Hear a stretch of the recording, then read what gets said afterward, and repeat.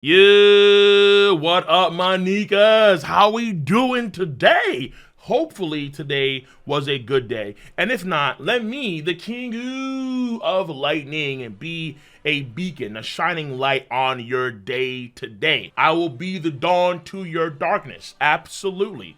And hopefully, after the video's done, you leave the video with a smile and joy and laughter on your face. Listen, there's a lot, man. There is a lot of material to be fair, I think I could do it under 20 minutes, but let's see how this video goes. Actually, I'm lying. But there is a lot to cover on a lot of different fronts, obviously. And like I said before, a few days ago, the Viz translation was important. It was absolutely important. And it does clear up some misconceptions here. It does, without a doubt. Before we get to the video, number one, if you haven't seen it, the full live stream reaction to the chapter is on Requiem, link in the box below. Number two, there is a first take for the chapter I did a few days ago. And then number three, it is my job. I gotta put food on the table. I'm a big boy, so I need a lot of food. A brief word from today's sponsor. Okay. This video is brought to you by Surfshark VPN. Surfshark VPN continues to be an outstanding VPN service. So easy, a caveman can do it. Hey, yo, what the fuck? Not only is it available pretty much anywhere in the world, considering how many servers it has across the world, but also it is available for all your devices, whether it is your phone, your desktop, your laptop, your Surface, whether you're using Android, iPhone, Linux, Windows, it doesn't matter what you got, Surfshark VPN will have your back, especially if you're going to some very dark and dirty and salacious, yes, which I'm pretty sure a lot of you do. If you go to these places, you want to make sure that everything is nice and clean and you're safe and sound. And Surfshark VPN has your back with amazing features like the clean web feature that does give any malware, any malice that you may not see that could be coming your way. Furthermore, comparing Surfshark VPN to other VPN providers, it is absolutely way more affordable compared to its competitors. And then on top of this, if you want to gain access to any region blocked content, because truth be told, a lot of your boys' content is region gated for certain regions. It is what it is. However, if you want to get access to my region gated content, or in general any region gated content, you can easily do so by using Surfshark VPN, plugging in the region they want to be associated with, and then boom, just like that, you can get access to any region gated content, no problem. So go in the description box down below, use promo code KOL, that is KOL, to not only get 83% off of your subscription, but also 3 months free off of your purchase of Surfshark VPN. It is a steal of a deal without a doubt. So on that note, thank you Surfshark VPN for being awesome. And now let's get back to the video. Hey. So now that I'm done with all that, let's get into the chapter. You know the drill. Pacing and structure, number one. Number two is going to be character, and number three is going to be story, and how the chapter rolls on those three fronts. Is this chapter going to be the best chapter, like 10 out of 10? Let's wait and see. So, number one is pacing. This chapter has 5 parts. Number one, Zunisha Momonosuke. Number two, we have the cats using the observation haki to sense Luffy. Number three is the Gorosei in conjunction with the massive devil fruit reveal and description. Number 4 is Hiri and Orochi. And number 5 is Gear 4 activation versus Kaido. It's those 5 parts. So overall, the pace is solid. I would say that the Gear 5th activation versus Kaido was the best paced part of this chapter. And I know for a fact that, because no one's talking about it clearly, that no one cares about Hiri and Orochi, which is why I think in terms of structure, it would have been better to have at the beginning of the chapter, get out of the way, because it does kind of cut the flow of these major historic events. And then also, the hard cut to the Gorosei is still an odd thing, but because Oda did it before in chapter 1037, in conjunction with Zunisha's arrival, it doesn't seem that odd or that weird, not for this chapter, because again, he did before. But this makes it twice, that Oda has gone outside of Wano, which for the overall arc itself is weird because it's inconsistent, because in the past, he went outside of Wano country in between acts. It is still overall odd, but less odd compared to 1037. So overall, the pace was solid. Now, number 2, character. And this is the main meat of the chapter. This is the thing that lit the fandom once again on fire. All right, there was a blaze under our booties, and Oda just sent us to the moon. We just blasted off. It was crazy. First things first, obviously, Sanji. Sanji, and I promise you, it's not a reach. It is what it is. Sanji is the first person to sense Luffy, even though he was unconscious, and wakes up from sensing Luffy. This is a feat. Yes, it is. Because it runs along the idea with Sanji's observation haki in some ways still being superior than Luffy, as Luffy himself has admitted in chapter 998, and his affinity, Sanji's affinity for haki, is observation haki. Also, this is the first time we have seen Hyogoro, Kid and Law, and Marco use observation haki to sense in the actual story. But in the Vivid cards, in the data books, they do state that Law and Kid and Marco can use this haki. But again, this is the first time we're actually seeing them use this haki to actually sense Luffy. And then later on in the chapter, we also see that Kaido feels that something is off and odd on the rooftop after someone's been getting knocked out. And it's kind of odd in a way, because we've seen Kaido actually use, unlike Law or Kid or Marco, we've actually seen Kaido use observation haki pretty well in the arc. And him being slow to the jump compared to Law and Kid is really strange, but it could be a clear sign for his rage in the last chapter. He was so frustrated that he couldn't finish the fight probably against Luffy, and his observation haki wasn't working well at all. This is the same thing that we saw with Katakuri during the Mediend in the Mirror World, where after he was exposed by Luffy, he was so frustrated he couldn't use his observation haki properly. It kind of works in that sense when it comes to you have to be calm, cool, and collected, or drunk and flirty, I suppose, in order to use that high of a level of the observation haki. So all those guys, leading with Sanji, is one part 1 for character. Part 2 for character is going to be Hiri. Now, it looks like she's still playing the Moon Princess song that she was playing in chapter 1041, and it was noted too that she always wore the mask during that song. Once the mask comes off, she actually stops playing the song altogether, and then she shows, finally, the crying and enraged face that she kept hidden for all this time. What we have here is the reinforcement of the ideas that were established in chapter 1041, and arguably since the very first time she played the Moon Princess early in this arc. The third part for character is going to be, low-key, Blue Scarf. Blue Scarf, the CP0 guy, confirmed to be an elite agent, which honestly gives Izo a buff. Hopefully he's actually dead. I'm praying. And that is a character no for Blue Scarf, confirmed. Now, the fourth thing is Kanjiro. Now, this might have been the case for the entire time, but it's very clear now that Kanjiro's Kazenbo is like some sort of stando power, quoting Dio. Stando power! The Kazenbo did talk before in chapter 1040, but it wasn't anything substantive. Like it was some sort of last wish before it went away. However, no, it stayed.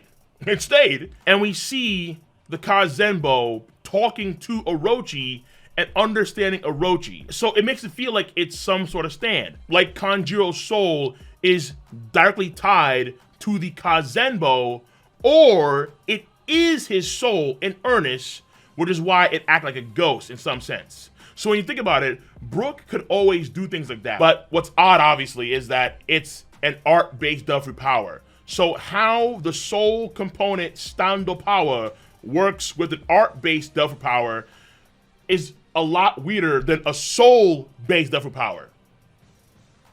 I don't get it, but honestly, I don't really care.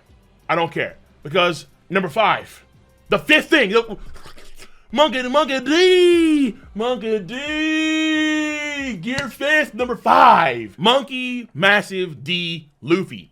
The most monumental swing for Luffy's character to date in the entire series, potentially. I'm gonna say potentially because you never know. It's up there when it comes to just monumental swings for Luffy's character, and very fitting on the 5th note for character. So A is that Luffy doesn't yet know how he awakens his powers or abilities, but he's having fun, even though he lost the 3rd round against Kaido. And he acknowledges that he lost the round against Kaido. But him having fun is probably a subtle callback to chapter 1036 at the end of the chapter, when both Luffy and Kaido state that they're having fun. But what also caught my attention was the kanji in between the panels of Luffy and Kaido in that chapter 1036. Because when you look at the kanji, or the symbols, between those 2 panels, the da-dum symbols, it's also the same symbols that are used for Luffy's heartbeats. Apparently, the dum da da dum dum da da, that note is the beating drum that we see, I think, readily in the series. That da dum, and like these big panels and these big moments. And apparently, it also has ties to the first opening of One Piece. That's what I heard during the stream on Friday. Maybe. So that one may have to be looked into, or maybe in the future after Anonymous stops hacking Toei and the anime clears that up. The next part for Luffy here is that his true ability is confirmed to be the human fruit mythical type model Nika, my niggas, possessing a body. And very, very important quote, please. Write it down, note it down, scribble it down, save it, clip it, ship it. Possessing a body with the properties of rubber in very, very, very small print and gum. Possessing a body with the properties of rubber and fighting in whatever way he fancies, bringing smiles to the faces of the people, the warrior of liberation, also known as Nika the Sun God. This line is very important for several factors, but the main one I would say right now is that it clears up the misconception that people are having with the scan version, where it says in combat they're supposedly limited by their imagination. This whole imagination bit got folks going absolutely bonkers crazy when it comes to their own imaginations on what Luffy can do. But the Viz version, it grounds you back down to planet Earth, or whatever planet they're on in One Piece. Luffy can freely fight with his rubber abilities without the previous limitations and restrictions. So for example, in the past, blades were like Luffy's natural enemy. Maybe now that is no longer the case here, because his rubber body has been souped up to like the next level, and that limitation is now gone. A good one here too was the air. Luffy needed air to create Gear 3 or maintain Gear 4, and that is probably now gone. And that was hinted at very strongly, and I'm gonna say for the 90th time, during the fight against Urashima in this arc, when he could expand his body without air. I've been harping on that for over a year now, and thank God it's coming in a big way. I would also argue that in chapter 1037, right before we cut to the Gorosei, when Luffy does a mid-kick to Kaido's stomach with a Gear 3, seemingly he does it without air being pumped into his leg bone. And let's not forget what was even a bigger deal. It was huge. It was massive. I thought, at least, was in chapter 1042, when Monkey D. Luffy was able to transform from Gear 4 Snake Man to Gear 4 Bound Man without the need of powering down and resupplying his muscles with that air. That restriction was lifted during that fight, and I thought that was huge. I thought that, that was a big deal. In of itself, that was a huge, major deal. The idea of Luffy's versatility is also reinforced in the next line when they say, and I quote, "Awakening brings his rubbery body greater physical strength and freedom." Very American, very patriotic. The red, white, and blue, baby. Snip it, put it as your background picture. Freedom. So the idea that Luffy can reality warp or crazy Pop of the Sailor spinach Toon Force, throw that to the moon, grab the moon down, all that stuff, false. Fake, all right? No Toon Force magic, as far as you can tell. Again, I could be wrong here, but it looks like I am 99% confirmed correct. But it's all founded on the rubber ability, and that's it. So Luffy can't create a mountain out of thin air, like boom, conjure, done. No, he can't do that. But maybe he could make his fist into the size of a mountain, pump some blood into it faster for a stupidly huge attack. Or maybe just grab the ground, since he can apply rubber attributes to the ground and just like make a mountain through those means. Him rebounding an attack that could vaporize a mountain, Kaido's blast breath, the way he did just shows you how much control he has over the environment around him. Plus, keep in mind that we have seen both Kid and Law apply their Delphic Awakening to people directly. Luffy, in theory, might also be able to do the same thing and apply the rubberify. He could apply, that's not even a word, obviously. Correct. He could apply rubber attributes to other people in the midst of combat and really throw cats off in a fight. So the possibilities of how Monkey D. Luffy can fight now is, as the Gorosei said, those possibilities are endless, which is why his power is, quote, the most ridiculous power in the world. And I believe that Oda actually said this in an SBS when he was asked about why he gave Luffy rubber abilities. He loved the idea of giving Luffy this absolutely ridiculous power. And then on top of this, now we know that he's a Zoan, this could explain why Luffy has such a strong durability and physique. He's been a Zoan for the vast majority of his life. This could be the reason why Luffy's just so goddamn studly, because Zoans tend to be, we see in this arc, in terms of physique and endurance and durability, they are very, very studly. The Gear 4, some folks theorize, is his hybrid form. It could be, honest God, it could be, but a human fruit user having a hybrid form in of itself does sound a bit crazy, but that is a possibility as well.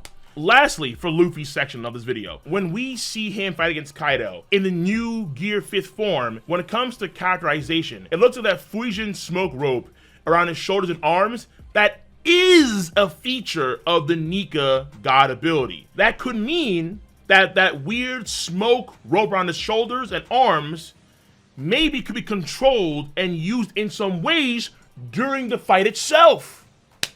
You see what I mean when it comes to just how ridiculous he could be?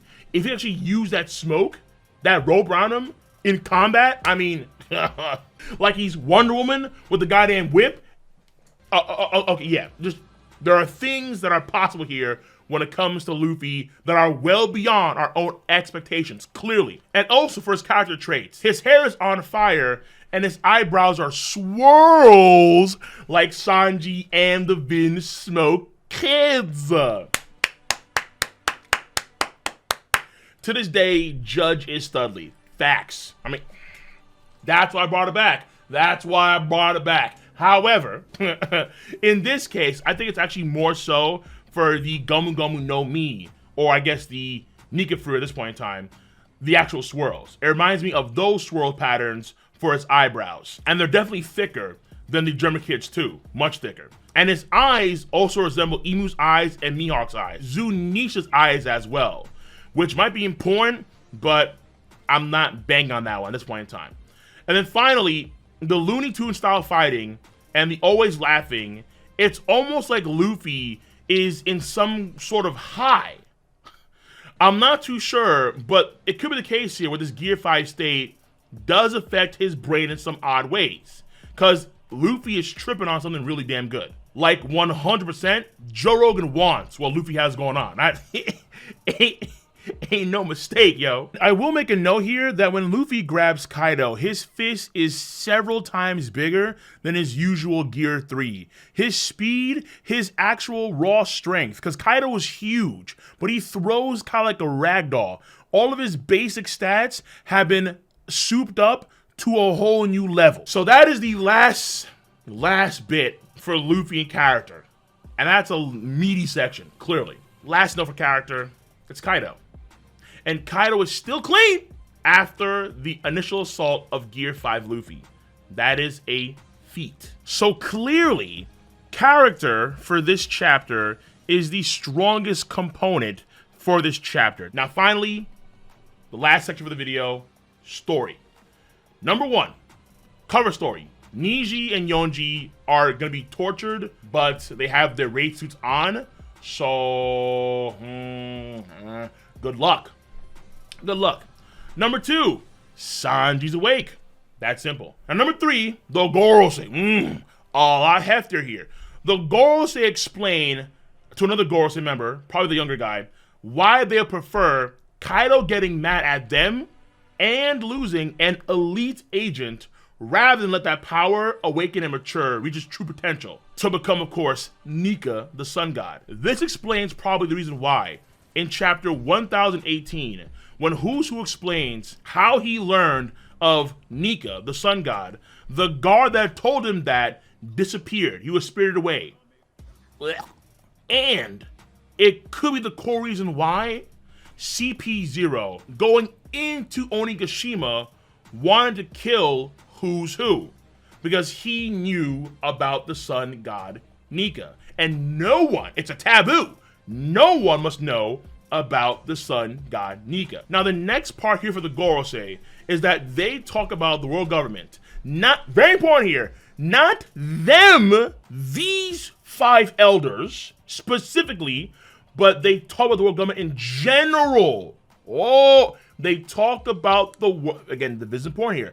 They talk about the world government in general have never gotten the Gumu Gumu fruit in 800 years of trying. And this leads to story component number 4. Quote, Zoan fruits contain a will of their own. Zoan fruits contain a will of their own. I think it's probably based on the idea that these fruits, the Zoans, are all centered around living things, living creatures like, you know, elephants or zebras, giraffes, leopards, that kind of stuff. Because we know that when a user of the fruit dies, that soul moves from one fruit to another fruit. And that would indicate that in some sense, the will of the fruit and potentially even the past user of the fruit is still somewhat retained in the soul of the fruit, of the devil fruit itself. Which may explain the reason why when Sabo defeats Burgess, he looks at his hand and says, Ace here wouldn't forgive you. That is noted to by a lot of cats repeatedly. And in the case of the Zoans, it could be a stronger will, or they're more self-aware-ish? Huh? Like the fruit has legs and is running around from the Gorosei or something like that. In particular, the god mythical Zoans apparently have really strong wills and self-awareness. Maybe, kind of. It's weird. This absolutely needs more clarification, and it's part of the reason why I'm not like a big fan of Monkey D being a Zoan ability user. This matters a lot, honestly, with I think Vegapunk too. Because I remember Oda said before, years ago, that Vegapunk, he's going to give us a lot of intel about devil fruits, like very important stuff. And now that we know that Zoan fruits contain their own will, maybe... Hold up. Wait a minute. Maybe that's the reason why every inanimate object that's infused with the fruit, it's a Zoan fruit, right? I'm pretty sure. Like Fang Fruit is a sword that consumed an elephant fruit. An epiphany. That one baseball creature in Alabasta that I think is Mr. Four and Miss Groundhog Day, they used to fight against Chopper and Usopp, was a cannon that ate a dog fruit. You couldn't infuse a sword with a Loga Devil Fruit because the Loga Fruit isn't a living creature per se, but the Zoan one is. Hey, yo, I just realized in real time how masterful. I just Here I come. Oh, here I come. You don't know just how masterful Oda is until you actually think about it sometimes. And I thought about it for a while, but that dawned on me now. Oh, my God. That's number 4, the Zoan stuff. Number 5, a huge reveal, of course, that Luffy's Devil Fruit is, of course, the human fruit, mythical Zoan, model Nika. Number 6, Orochi's getting burned with the Kanjiro stand, didn't disappear completely in chapter 1040, but apparently can't see at all and just kind of attacks and burns Orochi. So now even though Orochi's being burned alive by Kanjiro, which in some ways might conflict with Hiri directly killing Orochi and that plotline that was established before, in chapter 1030, when Kanjiro first makes the Kazenbo, Orochi finishes orders with only you can make forest fires. But outside of that, only you can lay our souls to rest, Kanjiro. So in some way, that was a very unlucky move on Orochi's part because it looks like that's what he's kind of doing. He's laying their souls to rest. Number 7 is, of course, Kaido versus Luffy continues, obviously. And Kaido is clearly not down out just yet. He's not getting low diffed. Very, very, very far from getting low diffed, I'd argue. So this story component is also extremely important for this chapter, without a doubt. On that front, thoughts real quick. Personally, I do have one main issue, and that's once again, Luffy being a Zoan. And the main reason why is because I don't like the idea of Luffy's rubber being a byproduct of a Zoan ability. It stems from the fact that we've never seen a Zoan user passively, keyword here, use their ability. Every Zoan user, as far as we know, has to activate their abilities. Now, some may say impel down guards. They didn't transform.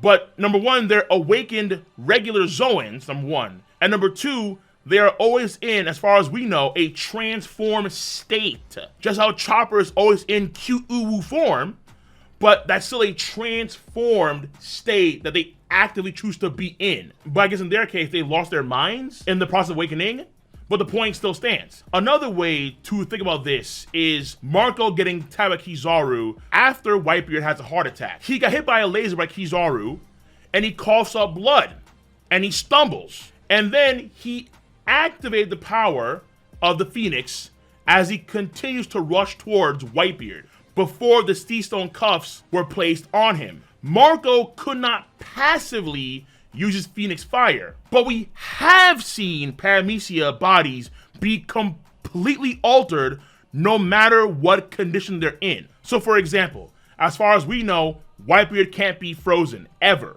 Why? Because he's always internally vibrating as an earthquake human. Mr. One, his body is completely altered to what? Steel. No matter what condition he's in, he's always perma-altered. Brook's soul will always operate on a higher frequency as a result of the byproduct of the Yomi Yomi no Mi and coming back from the dead. These are examples of how their bodies are passively the ability because their bodies are altered. That's the byproduct of their fruit. Luffy is just like them, where no matter the state and condition, Luffy is always rubber. And that still applies, but as a Zoan. What? Which is really, really strange. Though there is one exception to this rule, and it's a weird one, and that's Tamago.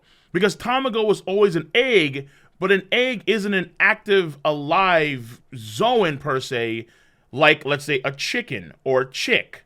Obviously, he has to transform into a chick or a chicken, but his base is an egg, but an egg isn't alive or conscious in the same way as, I mean, clearly. So Tamago's weird.